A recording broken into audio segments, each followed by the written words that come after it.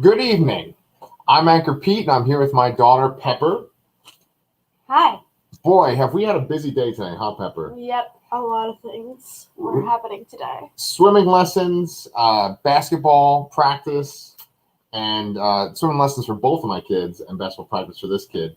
And then we had to watch Superman and Lois, too. Yeah, so it's been kind of tiring. I didn't know if I had it in me to watch tonight's episode. I thought maybe we might have to skip, but you know what? Tonight's episode was pretty damn good. What do you think, kid? Yeah, it was good. Also, no cursing. It should be available for children. Oh, I'm sorry, kids.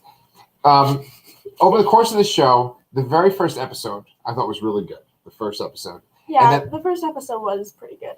But it was I got further down in the series, so did the quality of the episodes. Yeah, there's been a couple episodes that I felt like filler episodes, but that episode where we found out that Captain Luthor was John Henry Irons, that was a good one. And then this episode was very good. Natasha or Natalie, whatever you want. Yes, you keep talking about Natalie. Yeah, I liked it. So this, and I also like the Explode Gun guy. Those are the two best characters. Oh, I know. You reference him at least once a show that we do, at least. So we're up to episode 9 of Superman and Lois, and that episode was called Loyal Subjects, and Subjects was spelled with a K. Because of Kryptonians. I mean, honestly, I thought that was a little bit corny.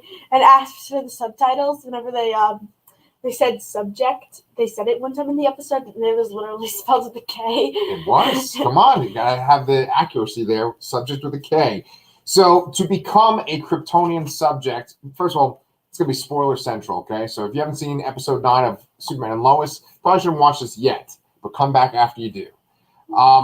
But to become one of those subjects, Morgan Edge has you come into his office, and it looks the same whenever someone walks into his office. Yeah, no, right? like exactly the same. Just like so that what's her name? Leslie Law. Leslie Law. She's like, right. She gives you a look like, you're about to die on the inside. And then Morgan Edge, he looks at you the exact same way too. He's standing there with his very generic paintings that are on his office wall. I know, they're like literally pictures of cups. Yeah, this billionaire. You know, he's inspired by this generic picture of cups that you would get at IKEA, right? I would have a bunch of Victorian expensive paintings. Oh, I'm sure. Yes, you know, some sort of Renaissance painter. But no, this guy likes his IKEA generic poster that you get with the frame. We have more expensive paintings in our house, for heaven's sake. Some of them even have Superman in them too. Yeah. All right. Just like no. We're going off topic here, though. So anyway. You come in, and then he has you go into a little CAT scan. Do you remember what a CAT scan's like, Pepper? That little tube thing. Oh, where you get like lollipops from the bank and stuff? What? Yeah, I mean, sure, you might get a lollipop after you go through a CAT scan. Yeah, but it kind of looks like it. Yeah, it's like this tube that you go into, right? Oh, I thought you meant like, you know how after you go to the bank, they'll send down like lollipops for you? Well, they use a tube there too, that's true. But with this, you go into this little tube, and it looks like you're on fire. And then all of a sudden, you got a Kryptonian inside of you. So, like, through this process, this one girl, what's her name? Her name was Emily. Emily. Right? Yeah, Emily was like, will this hurt? And then Leslie was like, not one bit. Oh, but it did hurt Emily. It hurts everyone that goes through the process. And it looks like Leslie likes to look through the window and see the people in pain, too, yeah, she might be like a bit of a sadist. I think so. Sadist, whatever. Sadist, you got that right. Very good. So anyway, once you go in there, you have to try to get complete host acceptance. So the human is the host for the Kryptonian. Now, Pepper, I'm guessing that you don't know what the movie Invasion of the Body Snatchers is, do you? No. Okay, so Pepper, there's a movie called Invasion of the Body Snatchers, and they've made many different versions of it over the decades, right? And there's one that came out in the 1970s, and that was really scary, with the guy that played President Snow in the Hunger Games. Oh, yeah. Okay. Well, I mean, I don't really see that much of him, because, like, I've only watched the first 2, but still. You want to hear something? If you play President Snow, you're a villain all the way. Do you want to know how scary that movie is in the 70s? How? The guy that plays President Snow is the hero that you're hoping doesn't get body snatched. And it has some iconic, really creepy things that happen in it. Anyway, the reason why your dad brings up Invasion of the Body Snatchers is because the idea behind every version of that movie is that there's aliens, they come down to Earth, and they replace people by like essentially either like taking over their body or like making a clone of the person and then like replacing the person, and the other person is gone, right? So someone comes and replaces your dad, then all of a sudden an alien is pretending to be your dad, right? And the reason why I brought that up is because this episode really reminded me of Invasion of the Body Snatchers, where multiple people from Smallville are now these Kryptonians because of X-Kryptonite. Can you name some of them? Yeah, David. David. That was what. There was a David. Yeah, David Fugelstead. David Fugelstead, right? And Irma Sayers. Who's Irma Sayers actually? Leslie Lar. Leslie Lar. I like her kind of, to be honest. Yeah, she's one of the more interesting characters. I think that Irma Sayers and David Fugelstead have something in common. They are originally from Smallville. And it turns out that to be a good host for these Kryptonians, you have to have grown up in Smallville, right? Did you understand why that happened, Pepper? Yeah, because they've been around the Kryptonian and the kryptonite, whatever. There you go, kryptonite. Around it so long, so like it's like being in gas with a gas mask so forever. Like eventually, it'll kind of like wear off its effects on you or not hurt you as much. There you go. Yeah, they've gotten used to the X-Kryptonite, and so they are viable hosts. And so for all the people who kind of rejected the Kryptonians, they weren't from Smallville to begin with. So Lois Lane and Clark, these two ace reporters from Metropolis and the Daily Planet, they were able to put things together with Lois's friend. I can never remember her name. They just call her Debbie Salad. Debbie Salad, that's our name that we use for her. Debbie Salad, she's the one that made the connection. She connected the dots, seeing that all the people were from Smallville to begin with. Even poor Debbie Salad, I think, could become a Kryptonian if need be. Aw, Debbie Salad. Yes. So, Pepper, there is one other thing I really want to talk about. You ready for this? Mm-hmm. I want to talk about your boyfriend, Jordan, and his issue that he had tonight. What was his issue? No, I thought this was pretty ridiculous. So it's basically a cold, but literally. Yes. So he like coughed out icicles. There was one part where he like sneezed. And he ruined a good fan. A lamp. Lamp, whatever. He sneezed and like his lamp became like an Elsa kind of sculpture. I know, it really reminded me of that scene in Elsa where she's like, conceal, don't feel, and then she like her room is all frozen up. Yes.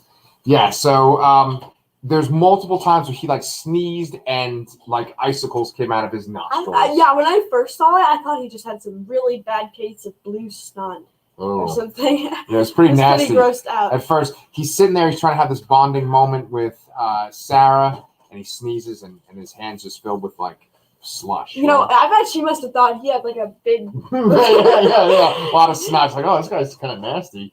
And he's like, did he just put it in his pocket? But also, I have a theory about this. Oh, go ahead. Tell me your theory. So I have a theory that in this dimension, it's not going to be Clark who turns bad because, you know, he loves more humans than just Lois. But Jordan's greedy. And, you know, he's clearly head over heels for Sarah. And so I have a feeling that she and Jonathan might become a thing. And then he'll be so jealous, he'll turn into the Kryptonite people side. He'll join the Kryptonians? Yeah. Maybe. Also, aren't there any like Kryptonians? Like, what if you accidentally got a good Kryptonian to embody you? Yeah. Well, we don't know exactly which Kryptonians they have. In the comics, there are many, many Kryptonians over the years, right? The most famous ones are obviously Superman and then his cousin, Supergirl, right? But there's other Kryptonians too. And some of them are notoriously bad, like General Zod. And then General Zod usually has two minions. There's a girl one, and there's a guy. Yeah, Non is usually one of them. Yeah, Non? Yeah, the guy's not. He's not a type of Indian bred. He's actually this big hulking evil Kryptonian guy. But anyway, like the Kryptonians in general always have this kind of sense of humans don't really deserve to have their planet. You know, like Kryptonians could make a better world. Like Krypton was a better planet, which is always so ironic because Krypton blew up, right? Yeah, I mean, it's like they're basically the more evolved version of us. Yes, and here's a spoiler too, because I wanted to talk about General Lang before we wrapped everything up, but I wanted to talk about the General Lane. General Lane. There you go. There's Lana Lang, Leslie Lar, Lois Lane. Oh boy, A lot of L's, a lot of alliteration. But anyway, Pepper, before we talk about General Lane, I wanted to talk about the big spoiler at the end of the episode. You ready for this one? Mm-hmm. So at the end, Superman goes to confront Morgan Edge, who's like in the middle of like New Mexico or something, right? Oh yeah, I want to talk about that scene. Go ahead. Not that scene, but another New Mexican. No, not New Mexico, but like a scene in Mexico. Oh, you're talking about the scene in actual Mexico, not New Mexico. Yeah. That's in the beginning. We'll talk about we'll that talk in a about sec. that. Yeah. So let's talk about the scene where Superman goes to confront Morgan Edge. And Morgan Edge, he looks a little different, man. He looks like he has like a trench coat on or something. I know. I thought he had the Darth Vader suit on at first because like it was all zoomed out, and I was like, what? Oh, but he did have some kind of spacesuit on. It literally had an S on it though for Superman. Like it looks like such a ripoff. Wait, did it have the S though, or did it have a different kind of symbol? It had the S. Because it had the S in the little thing. With Kryptonians, they all have different symbols. Like Superman's house, his family has that S, right? Yeah. It stands for Wait, he did call him brother. So maybe... He did call him brother. But my question... And his whole thing's like a better universe. Okay. My question for you guys in the comments is he literally going to be Superman's brother from Krypton? Or is he just look like him. Or is he just saying brother as in like, we are from Krypton, brother? You know, like you are another Kryptonian. You're my brother. It's like me calling some random stranger brother because we both live on Earth. Right, but if you were on another planet and you were the last two of your kind, I think you would maybe call him brother. Or her. Anyway. Or sister. Yeah. But I am hoping that he is not literally Superman's brother. I'm hoping that he is just another Kryptonian. They look nothing alike, so. Well, we'll see. I don't like that. I mean, I could see if like they were trying to say that they were twins. I don't know if Morgan Edge and Clark Kent are the same age. But if they were kind of implying that like twins kind of run in Superman's family, that might be something, right? Oh, that kind of makes sense. Yeah, but so he starts to fly, and he says, you know, I got my powers the same time that you did when I first arrived on this planet, right? Because that's the thing. I don't know if you know this, Pepper, but the reason why Superman is so powerful is because our yellow sun gives him energy. So on Krypton, when the sun explodes, he's useless. Yeah, probably. But I mean, if the sun's exploding, I think he's got bigger issues to deal with. But because Kryptonians get their power from the sun, so our sun, there are multiple suns in the universe. I'm just saying, and if Krypton, whatever, Krypton is the planet, then wouldn't people have like discovered it or seen it before, like at least through a telescope? I'm just saying, it's really stupid. Okay, so there's multiple things about that, okay? With Krypton, sometimes it's that their sun blew up and it destroyed the planet. Other times it's that the planet itself blew up because of, like, mining, and they dug too far and they mined too much, right? Well, that would kind of make sense for this show, because the whole thing is he's mining. There's a lot of mining, yeah. Ultimately, with Superman in general, the main idea, though, is that the scientists all deny that Krypton's going to end, and only his father is the only one that says, okay, well, we're going to have to do something about it. Let's send him to another planet. He sends him to Earth because being close to Earth's yellow sun gives Superman his powers. But they can get energy from other sun? They could. No, so different type of Kryptonians get energy from different types of sun? No. Krypton itself had a red sun, and they didn't have any powers there. But on Earth, because of the yellow sun, they get powers. It's comic book logic. Probably doesn't make a lot of sense, but it's okay. Anyway, there's so much to unpack with this episode. There's the General Lane thing, and then there's also the stuff with Kyle Cushing, too. He had a big moment this episode, didn't he? Yeah, he was like all nice to his daughter, and then he went to blow Lois up or whatever. Yeah, let's just unpack that whole sequence, because hey, I want to talk about the Mexico scene. Okay, yeah, let's talk about the Mexico scene then first. Okay, so yeah, I just thought it was a little like just to show that Superman's got some sort of poison thing, just to throw that random fact in there, like because it was completely unnecessary if you ask me. He's just sitting there chilling, and then randomly hears noises from Mexico. But they've kind of established that Superman hears emergencies and he goes to respond to them, right? It doesn't matter where they are on Earth. Superman yeah, so he just, I think, yeah, he's fast, but it would take a little longer. Like, he just like zip, I'm all the way around the world. Superman can move very fast in the show. He's always just like flying out of frame very quickly, and then he's in another part of the world, right? He goes to Mexico. I actually did like that scene because they were showing that there was the after effects of that kryptonite gas that he breathed in. It was a bio weapon, and that affected his son. That's what led to Jordan having his slush snot. Yeah, I have one thing. His super snot. Isn't it ironic how all the bullets hit him in the chest and none even touched his face or anything? It's not ironic. It's just that Pure luck. I think it just takes more special effects to show like a bullet bouncing off his head.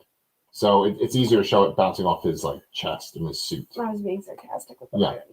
If we ever watch Superman Returns, I know I talk about that a lot on the show. There's a scene where a guy is shooting Superman, but Superman is not injured or anything at all. There's no kryptonite, so the bullets are just bouncing off his chest like this, right? And the guy, when Superman gets real close to him, he takes out a gun and shoots Superman right in the eyeball. And there's a close-up of the bullet hitting his eyeball and getting dented and then falling off. It sounds kind of gross. It's kind of awesome. I'm going to have to show it to you right after we finish this video. Oh, yeah. So I got super eyes now, too. Everything about him is invulnerable. So with the Mexico scene, he's all hurt because of the kryptonite that he breathed in.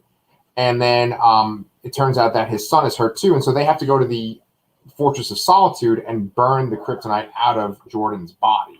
Am I the only one who thinks that while he was sick, he should have gone and like coughed on Leslie Law or something?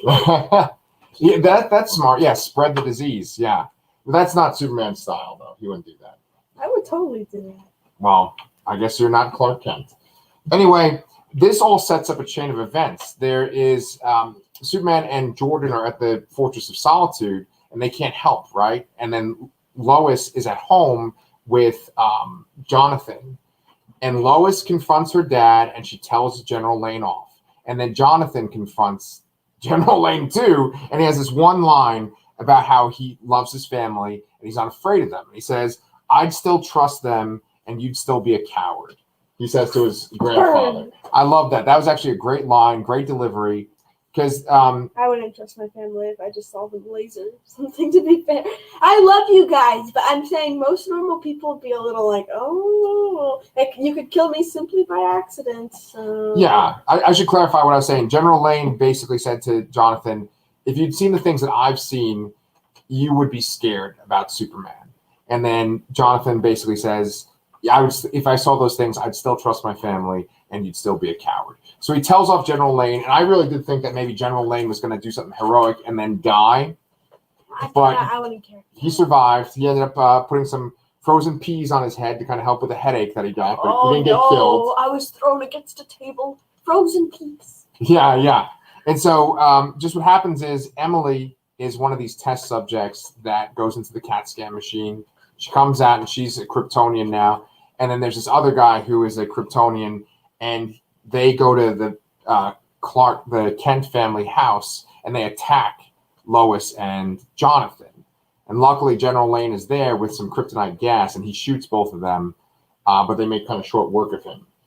And then Pepper, here comes the bit. This is what I thought was actually the best part of the whole episode, is that they go into the barn to get away from these two test subjects, and then Kyle Cushing goes into the barn too, right? And you think maybe he's going to get killed because he just had this touching scene with his daughter. I actually think that would be kind of good. If he had gotten killed? That'd make more dramatic things. And also, I would love to see how the entire family reacts, even that little one who bullies everybody at school. Oh, yeah, the little kid is a bully. Wow, you have a good memory. No, but I truly liked that part when you find out that Kyle is actually a Kryptonian now, too. Well, obviously, he's so buddy-buddy. He's so buddy-buddy, but it just always felt like he was not involved with all this project or anything like that, you know? And so he has this reveal where his eyes start to glow, and I just thought that was a great reveal. I thought this episode they really stepped up the game this episode. What? I said hit home? It was a home run? Yeah. Yeah, I think that like if I was ranking these episodes, I think I would make the premiere be my favorite so far. Why? I actually liked this one better. The premiere... It was just so good with the sons not knowing that he was Superman. And there was that whole montage that was like 6 minutes or more where it was just showing Superman's life. I thought that was really well done. Oh, I did like when he's like standing over his dad's thing and he drops a rose or whatever. Yeah, the funeral for his dad, but all the stuff, like when he shows up in Metropolis, I thought that was really great.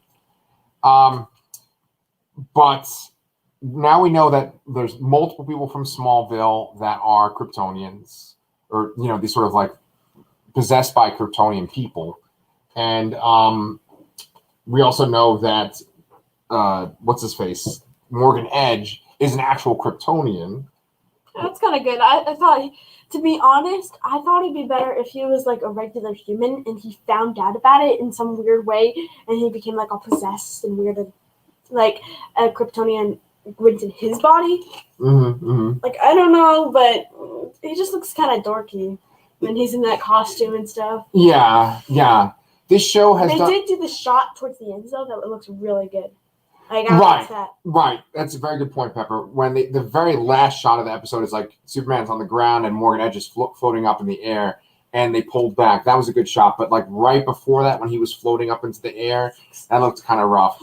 The effects were a little rough with this episode, especially when they went to the Fortress of Solitude. That looked kind of rough. I think you laughed at that. Yeah, I know. He was just like awkwardly carrying Jordan. So. And then Jordan was like sneezing at icicles away. Yeah.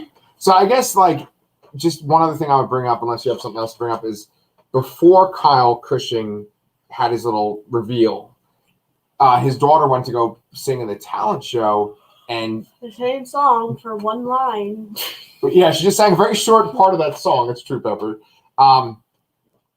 But Jordan couldn't make it because he was in the Fortress of Solitude getting zapped. Seizing out ice and then getting zapped. But she was like, I can't do this. She couldn't play the song because Jordan wasn't there to play the piano. So I can't do this. And then all of a sudden the dad was there with his guitar and he's like, yes, you can. And I got to admit, I got a little choked up by that. I thought that was pretty sweet. Yeah, I don't get too sentimental about these CW shows. I'm just going to say it because I don't really care for the dad or care for Sarah. So not the best scene in my opinion. But, however, I did like his little teleportation with the guitar. Yeah, he did. He did just randomly, like he was in the audience for a second, and then he didn't have a guitar, and then all of a sudden he was there with the guitar. But we just found out he is. Yeah. He actually flew home and got the guitar. Oh. He's like, wait a second. And he came back and he got the guitar. No, that makes sense now. Yes. Good save. Okay, on that note, Pepper, I think we should call it a night. Yeah.